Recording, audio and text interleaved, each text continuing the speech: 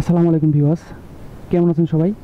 আশা করি সবাই অনেক ভালো আছেন। তো বন্ধুরা, আবার একটি নতুন ভিডিও নিয়ে আপনাদের সামনে হাজির হয়ে গেলাম। তো বন্ধুরা, আজকে আপনাদের সাথে শেয়ার করব কীভাবে আপনারা বিডি জবসের অ্যাকাউন্ট ক্রিয়েট করবেন এবং বিডি জবসের মাধ্যমে যে কোনো চাকরির আবেদন ফর্ম পূরণ করবেন। আজকে সম্পূর্ণ কিছু আপনাদের সাথে শেয়ার করব। তো বন্ধুরা, আমি টুটুল আছি আপনাদের সাথে, চলেন শুরু করা যাক। তো বন্ধুরা, প্রথমে আমরা গুগলে চলে আসবো। গুগলে আসার পর আমরা সার্চ করব বিডি জবস। জাস্ট এটা লিখে সার্চ করব। সার্চ করার সঙ্গে সঙ্গে বন্ধুরা দেখতে পাচ্ছেন এখানে কিন্তু বিডি জবসের যে ওয়েবসাইটটি আছে সেটা চলে আসছে। ওকে করে দেবো।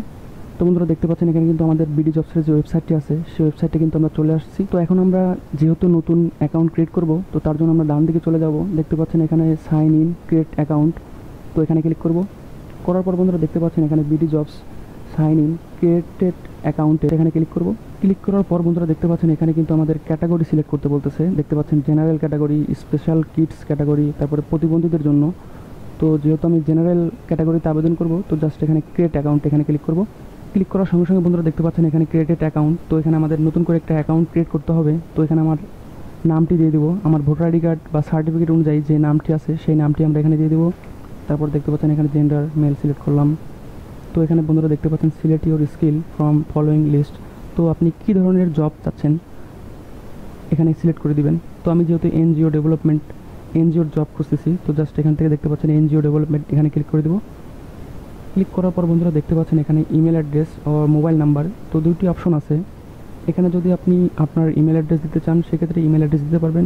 তো আমি যেহেতু মোবাইল নাম্বারটি দিয়ে ভেরিফিকেশন করব বা মোবাইল নাম্বার দিয়ে অ্যাকাউন্ট ক্রিয়েট করব, তার জন্য আমি মোবাইল নাম্বার সিলেক্ট করলাম। দেখতে পাচ্ছেন এখানে আমার মোবাইল নাম্বারটি লিখে দেবো।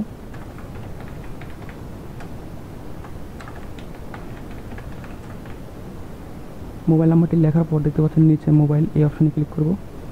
করার পর বন্ধুরা দেখতে পাচ্ছেন পাসওয়ার্ড। তো এখানে আমাদের ইচ্ছা মতো যে কোনো একটি পাসওয়ার্ড দিয়ে দিব।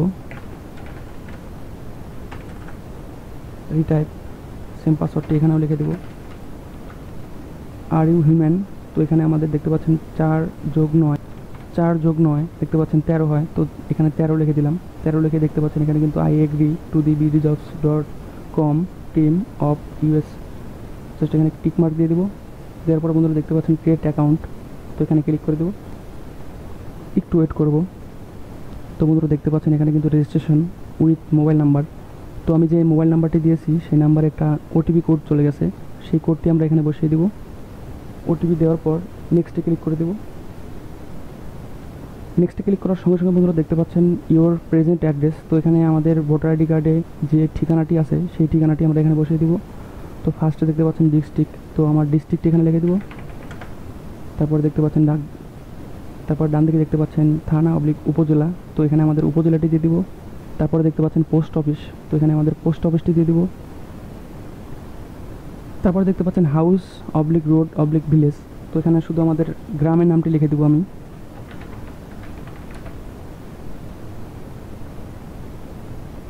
মোবাইল নাম্বারটি আরেকবার এখানে আমরা লিখে দেবো। তারপর নেক্সটে ক্লিক করে দেবো। নেক্সটে ক্লিক করার সঙ্গে সঙ্গে বন্ধুরা দেখতে পাচ্ছেন এখানে আদার্স ইনফরমেশন, এখানে আমাদের ভোটার আইডি কার্ডের যে জন্ম তারিখটি আছে সেই জন্ম তারিখটি আমরা এখানে দিয়ে দেবো।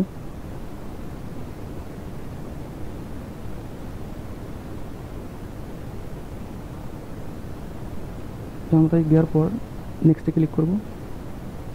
নেক্সটে ক্লিক করার সঙ্গে সঙ্গে বন্ধুরা দেখতে পাচ্ছেন সিলেক্ট ইওর জব টাইপ, তো আপনি কী ধরনের জব চাচ্ছেন। তো বন্ধুরা যেহেতু আমরা এনজিওর জব খুঁজতেছি তার জন্য আমরা দেখতে পাচ্ছেন নগদ ব্যবস্থাপনা, এখানে ক্লিক করে দেবো। করার পর দেখতে পাচ্ছেন, তো বন্ধুরা তারপরে দেখতে পাচ্ছেন do you have any experience. তো যেহেতু আমার কোনো এক্সপিরিয়েন্স নাই, তো আমি এখান থেকে নো করে দেবো।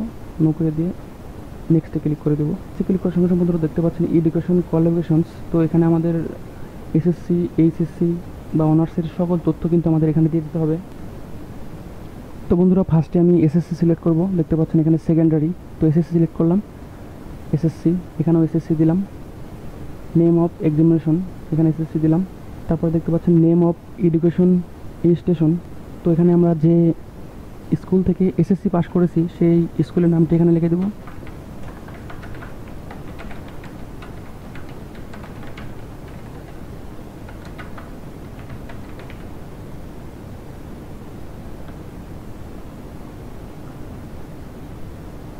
লেখার পর ডান দিকে দেখতে পাচ্ছেন এখানে মেজর গ্রুপ, তো যেহেতু আমি আর্টসের স্টুডেন্ট ছিলাম তো আমার সাবজেক্টটি আর্টস, তো আর্টস আমি এখানে সিলেক্ট করে দিলাম। হিউম্যানিটিস, তারপরে দেখতে পাচ্ছেন বোর্ড, তো আমি যে বোর্ড থেকে এসএসসি পাস করেছি সেই বোর্ডের নামটি দিয়ে দেবো রাজশাহী। তারপরে দেখতে পাচ্ছেন পাসিং ইয়ারটি দিয়ে দেবো।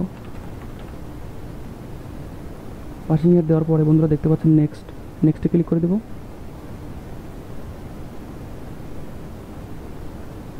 নেক্সটে ক্লিক করার সঙ্গে সঙ্গে বন্ধুরা দেখতে পাচ্ছেন এখানে কিন্তু আপলোড অ্যান্ড কমপ্লিট, তো এখানে কিন্তু আমাদের পাসপোর্ট আকারের একটি রঙিন ছবি আপলোড করতে হবে।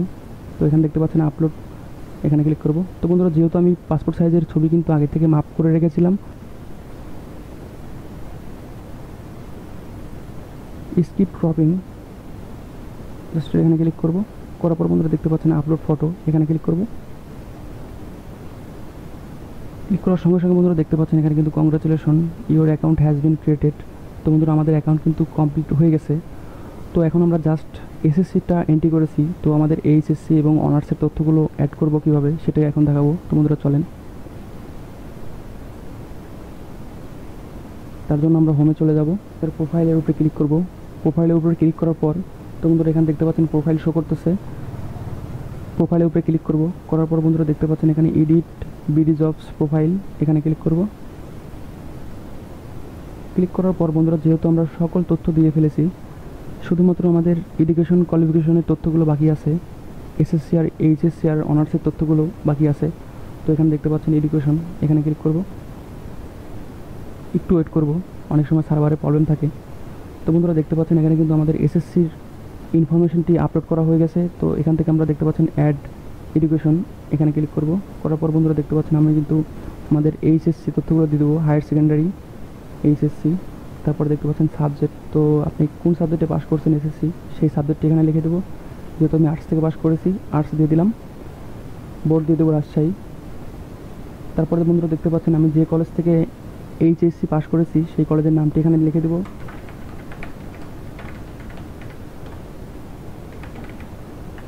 দেখতে পাচ্ছেন লেখার পরে রেজাল্ট, তো এখানে কিন্তু আমাদের রেজাল্টটি দিতে হবে।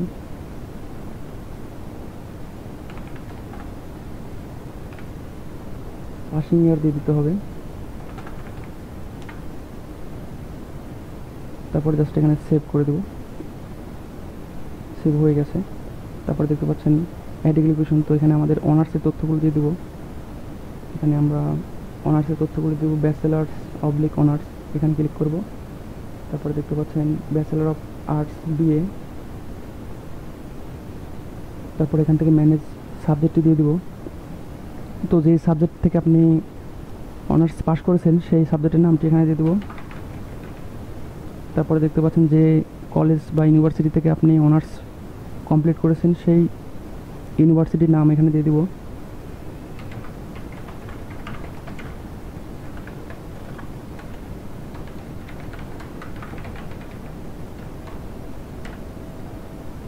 তারপরে result, grade, GPA 2.38, scale 4, passing ইয়ার হচ্ছে 2019। তারপর জাস্ট সেভ করে দেবো। দেখতে পাচ্ছেন আমাদের কিন্তু সকল তথ্য এখানে অ্যাড হয়ে গেছে। তো এখন আমাদের বাকি আছে আমরা কোন পোস্টে এখন অ্যাপ্লাই করব। তো বন্ধুরা চলেন আপনাদেরকে দেখিয়ে দিই কীভাবে আপনারা এখন অ্যাকাউন্ট ক্রিয়েট করার পর বিডি জবসে যে কোনো চাকরির অ্যাপ্লাই করবেন। তো তার জন্য প্রথমে আমাদেরকে হোমে ফিরে যেতে হবে। তো বন্ধুরা দেখতে পাচ্ছেন অ্যাকাউন্ট ক্রিয়েট কমপ্লিট হয়ে গেলে তারপরে আমরা দেখব যে কোন জবটি আমার জন্য অ্যাভেলেবেল। তো সেই জবটি আমরা দেখতে পাচ্ছেন এখানে এইচএসসি পাস, এটাতে আমি অ্যাপ্লাই করব। এখানে ক্লিক করলাম। ক্লিক করার পর বন্ধুরা দেখতে পাচ্ছেন এখানে কিন্তু একদম ছোট্ট একটি কাজ, জাস্ট এখানে অ্যাপ্লাই নাও, এখানে ক্লিক করব। তো বন্ধুরা অ্যাপ্লাই নাও ক্লিক করার সঙ্গে সঙ্গে কিন্তু বন্ধুরা আমাদের কাজ শেষ হয়ে গেছে, আমাদের অ্যাপ্লাই কিন্তু অলরেডি হয়ে গেছে। তো বন্ধুরা এই ছিল ভিডিও, যদি ভালো লাগে অবশ্যই একটি লাইক করবেন, কমেন্ট করে জানিয়ে দেবেন আপনার মতামত। সুস্থ থাকবেন, ভালো থাকবেন।